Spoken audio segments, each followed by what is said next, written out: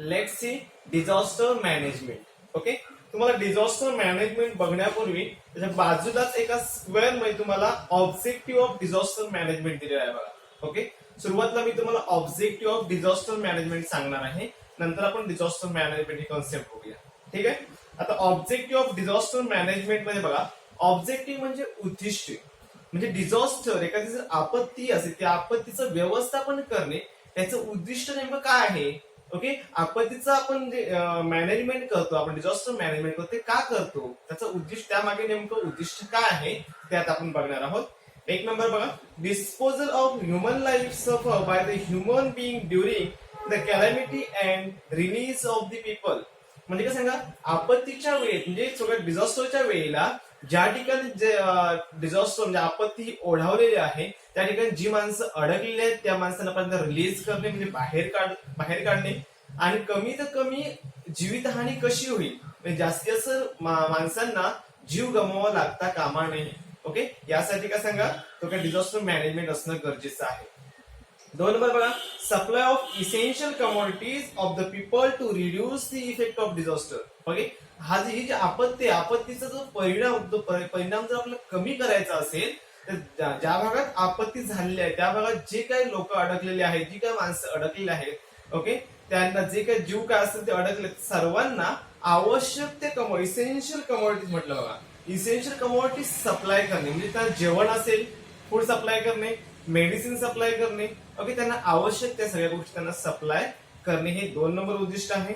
तीन नंबर काय असतं, restore the human life in region by creating reconciliations in the disaster. Okay, त्याने काय म्हटलं, ज्या भागावर सगळ्यात आपत्ती उद्भवलेली आहे त्या भागातलं डिझास्टरच्या नंतर म्हणजे आपत्ती संपल्यानंतर, आपत्तीचा काळ संपतो त्यानंतर त्या ठिकाणची जी माणसं आहे त्यांचं जे जनजीवन आहे ते पूर्वपदावर आलं पाहिजे, बरोबर ना.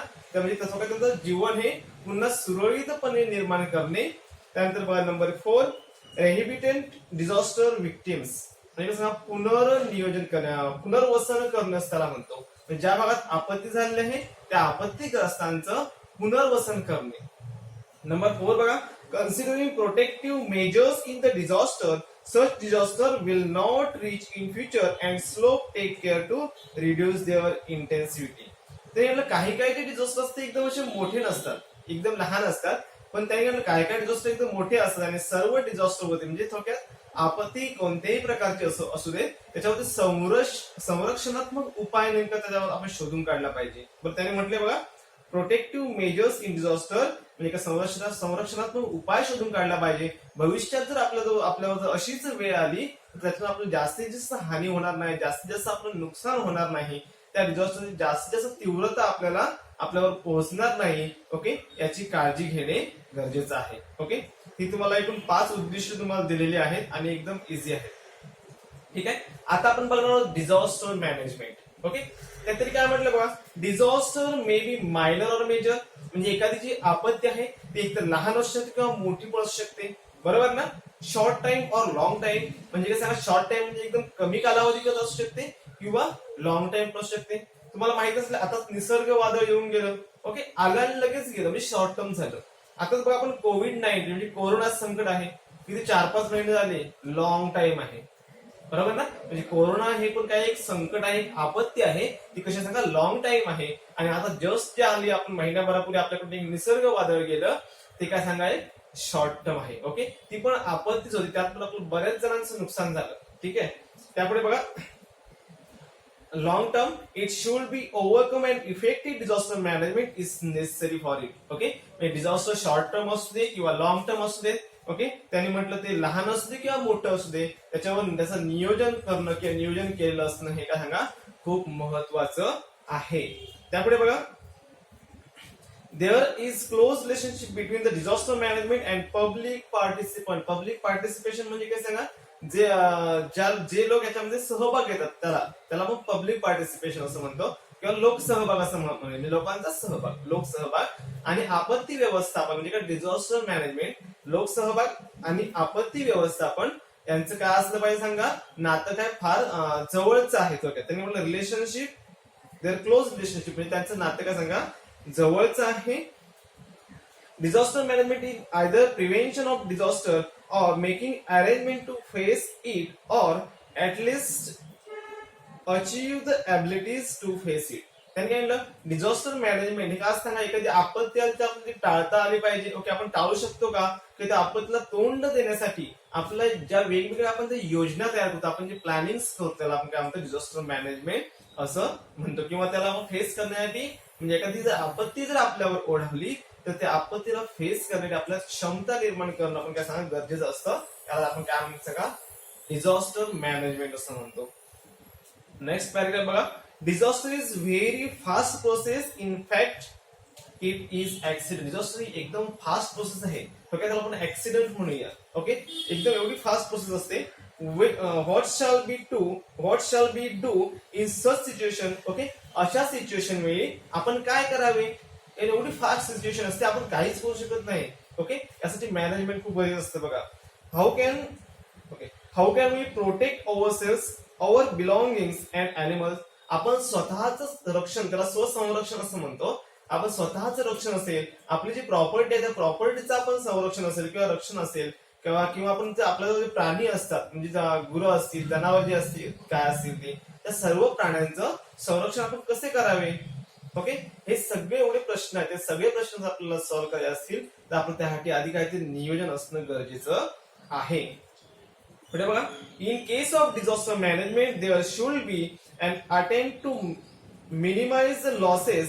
Disaster never planned, but loss due to can be prevented in the planned manner. Okay, in case समजा जर आपत्ती व्यवस्थापनानंतर समजा जर आपत्ती ओढवली किंवा आपत्ती ओढवल्यानंतर प्रथम आपण काय सांगा आपलं जे काही नुकसान आपत्तीमुळे जे काही नुकसान होणार ते कमीत कमी कसे होईल या दृष्टिकोनातून आपण प्रयत्न करणं गरजेचं आहे. बरोबर ना. किंवा आपलं नुकसान जास्तीत जास्त होणार नाही यासाठी अजून काय करता येईल. ओके, याचं पण नियोजन करणं गरजेचं आहे. आणि काय म्हणतात आपत्ती ह्या एकदम नियोजित नसतात, त्या अचानकपणे येतात. ओके, म्हणजे सडनली आपल्याला सांगून येत नाहीत त्या की आता आपत्ती येणार आहे, आपल्याला माहिती आहे मला पुढच्या डेटला किंवा या तारीखला आपत्ती येणार आहे. असं काही नियोजन फिक्स असं काहीच नसतं. त्या कधी पण अचानकपणे पर्यावरणात अचानकपणे बदल होतो. ओके, त्यासाठी आपल्याला योजनाबद्ध आपल्याला प्रयत्न त्यांचं आपण निवारण जर आपल्याला करायचं असेल तर आपलं मॅनेजमेंट असणं गरजेचं आहे. ओके, नेक्स्ट बघा. Disaster management is achieving or time to time improving the abilities in face the disaster thought scientific and careful observation and analysis of data. Okay, आपला जो डाटा आहे डाटा अनालिसिस करून scientific म्हणजे शास्त्रीय आणि careful त्याचं observation करून म्हणजे आपला जो काही डाटा आहे जी काय आपल्याजवळ काय म्हणतो आपण आपल्याजवळ जो काय जी काय माहिती आहे त्या माहितीचं ऑब्झर्वेशन करून म्हणजे केअरफुल ऑब्झर्वेशन म्हणजे काटेकोरपणे काय सांगा त्याचा अभ्यास करून म्हणूया. आणि सायंटिफिक म्हणजे काय सांगा शास्त्रीय म्हणजे आपल्याजवळ जो काय डाटा आहे त्याचं आपण नियोजन करून आपत्कालीन वेळेला आपल्याला ज्या काय आपल्याजवळ संकट ओढवणार त्या संकटावरचं नियोजन आपल्याला कसं करता येईल, त्यांना आपल्याला कशा प्रकारे त्यांना आपण थांबवता येईल, त्यांना आपल्याला कशा प्रकारे फेस करता येईल. ओके, त्यासाठी आपल्याला आपली क्षमता वाढवणे किंवा क्षमता मिळवणे. ओके, वेळोवेळी त्याला काय म्हणतो आपण observation analysis of the data. Okay, for example बघा. Preparing the action plan thought study of various aspect like prevention measure, rehabilitations and reconstructions and existing that plans is nothing but the management of disaster. त्याने काय म्हटलं बघा डिझास्टरचं management असल्यावर आपण काय सांगा आपण प्रतिबंधात्मक योजना आपण आखू शकतो. ओके, मॅनेजमेंट मधून आपण ते डिझास्टर त्याला प्रतिबंध कशा प्रकारे करू शकतो किंवा एखादी समजा आपत्ती जर आपल्याला ओढवणार असेल तर तिला आपण कशा प्रकारे थांबवू शकतो असं काय आपल्याला योजना आहेत का कसा विचार करून आपण त्या आपण राबवू शकतो किंवा एक निवारण करणे. ओके, किंवा त्याला आपण पुनर्वसन करणे असं म्हणतो आपण. त्या लोकांचं जनजीवन हे सुरळीतपणे चालवण्यासाठी पुनर्वसन आपल्याला कशा प्रकारे आपल्याला करता येईल. पुनर्निर्माण करणे एखादं जर घर कोसळलं असेल, रस्ता समजा एखादा डॅमेज झाला असेल, रस्त्यावर मातीचे ढिगारे साठले असतील किंवा आपण समजा एखादी पाईपलाईन पाईपलाईन समजा तुटल्या असतील त्या सगळ्या काय रिपेअरिंग करणे याच्याबद्दल आपल्याला सगळं मॅनेजमेंट आपल्याला करावं लागतं. याचा एक आराखडा आपला तयार करणं हे गरजेचं आहे. त्या सगळ्या गोष्टींचा आपला जो काही डाटा असेल जी काय माहिती असेल काटेकोरपणे त्याची काय संपूर्ण अंमलबजावणी करणे गरजेचं आहे. Disaster management can be divided into 2 parts. Okay, disaster management आहे हे 2 भागामध्ये डिवाइड केलं झालेलं आहे बघा. ओके, पहिला भाग आहे प्री डिझास्टर मॅनेजमेंट आणि दुसरा आहे post disaster management. Pre disaster management म्हणजे आपत्तीच्या पूर्वी. ओके, प्री म्हणजे आधी. ओके, एखादी आपत्ती येण्यापूर्वीचं व्यवस्थापन. ठीक आहे, आधी आपण प्री डिझास्टर मॅनेजमेंट बघूया.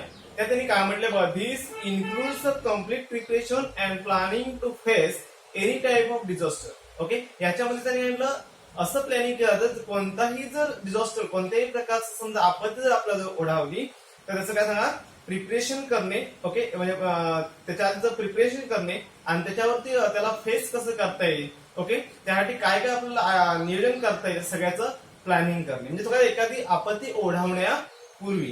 ठीक आहे, फॉर दॅट पर्पज त्यासाठी आपलं प्रथम काय करायला सांगा, एक number identifying the pro disaster area. Okay, त्याने म्हटलं ज्या भागामध्ये ही आपत्ती उद्भवणार आहे त्या भागाचं आधीच काय त्याच्या भागाची ओळख करून घेणे. तो भाग कसा आहे, त्या भागात कुठे काय आहे, त्या संपूर्ण त्या भागाची ओळख करून घेणे. दोन नंबर collecting and the information about intensity of disaster and probable sites of disaster thought, predictive intensity map and hazard maps respectively. हे म्हटलं काही जे साइट्स आहेत, probable sites of disaster thought predictive intensity map आहे. ओके, या मॅपच्या आधारे या मॅप मार्फत कोणती माहिती गोळा करणे, हा जो थोडक्यात आपला डिझास्टर जो आपल्या जवळ आता येणार आहे, ओढवणार आहे, त्याची तीव्रता नेमकी किती आहे. ओके, याचा आपला अभ्यास करता येईल. आणि हॅझर्ड मॅप्सच्या द्वारे आपल्याला काय करता सांगा, ती जी काय आपत्ती आहे ती आपत्ती कोणत्या ठिकाणी जास्तीत जास्त संभावित आहे, म्हणजे कोणत्या ठिकाणी ती आपत्ती जास्तीत जास्त आपल्या ओढावू शकते, या सगळ्याची आपल्याला ओळख करता येईल किंवा संपूर्ण आपल्याला माहिती घेता येईल. Okay, getting special training for disaster management. Okay, मग अशा वेळेला ज्या भागामध्ये आपत्ती येणार त्या भागामध्ये आपण स्पेशल ट्रेनिंग देणे. ओके, स्पेशल ट्रेनिंग देता येते का, ट्रेनिंग घेता पण येतं. Increasing awareness about disaster management about the general public thought, training programs, mass media and etcetera post disaster management. Increasing awareness. Okay, म्हणजे काय, about the disaster management among the general public, म्हणजे सर्वसामान्य माणसं जे असतात, सर्वसामान्य माणसांमध्ये देखील ही जी आपत्ती आहे त्या आपत्तीला तोंड करण्यासाठी किंवा तोंड देण्यासाठी किंवा आपत्तीचं निवारण कसं करता येईल किंवा निवारण करण्याची त्यांना जाणीव करून देणे, त्यांना ट्रेनिंग देणे, त्यांना मार्गदर्शन करणे. तर मास मीडिया थोडक्यात प्रसार करणे, त्याचा यावेळेला आपत्ती येणार आहे, सर्वांनी सावध राहिलं पाहिजे, की काय केलं पाहिजे, या सगळ्याची माहिती आपल्याला देता येते पोस्ट डिझास्टर मॅनेजमेंटच्या द्वारे. ठीक आहे, आता त्यापुढे let's see post disaster management.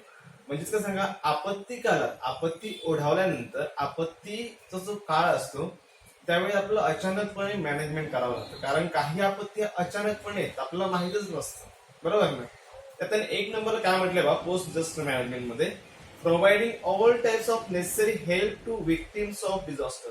Okay, ज्या भागात आपत्ती उद्भवलेली आहे त्या भागात आपत्तीग्रस्त जे आहेत त्यांना all types of necessary help, म्हणजे त्यांना पाहिजे त्या गोष्टींची त्यांना काय मदत करणे. ठीक आहे. दोन नंबर participation of the preferably local people save from the disaster in arranging the help to victims.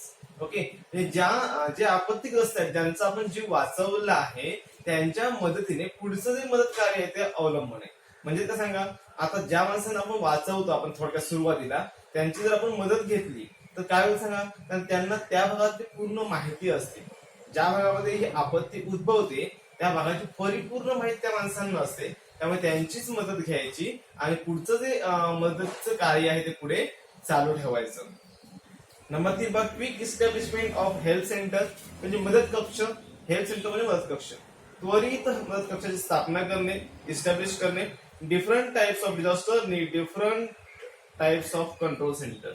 आता प्रत्येक वेगवेगळ्या प्रकारचे डिझास्टर होऊ शकतात, बरोबर ना. मग प्रत्येक वेळेला त्याचं कंट्रोल सेंटर जे असते ते काय असणार, वेगवेगळं असतं. ओके, प्रत्येक आपत्तीला प्रत्येक कंट्रोल सेंटर हे वेगळं असतं. Categorizations of the health material received from the control center, delivering the material to victims and continuous review of the health. Control centre कडून जे काही हेल्प म्हणजे मदतीसाठी जे काही सामान येतं मदत म्हणून ती मदत ती जे काही सामान असतं ते क्लासिफाय करणे, म्हणजे कसं ज्या ज्या भागात गरज आहे त्या त्या भागामध्ये क्लासिफाय करून त्या त्या भागामध्ये ते पाठवणे. किंवा असं मेडिसिन असेल ज्याला आवश्यक त्यांना मेडिसिनची पूर्तता करणे, ज्यांना फूडची आवश्यकता त्यांना फूड सप्लाय करणे, म्हणजे प्रत्येक गोष्टीचं वर्गीकरण केलं जातं. आणि लास्ट बघा, being always prepare for disaster rescue. Okay, disaster rescue जे असते ते ऑलवेज म्हणजे 24 तास कार्यक्षम असतात, कार्यरत असतात किंवा कार्यरत राहत असतात किंवा कार्यरत राहिले पाहिजे, काय महत्वाचं उद्दिष्ट आहे.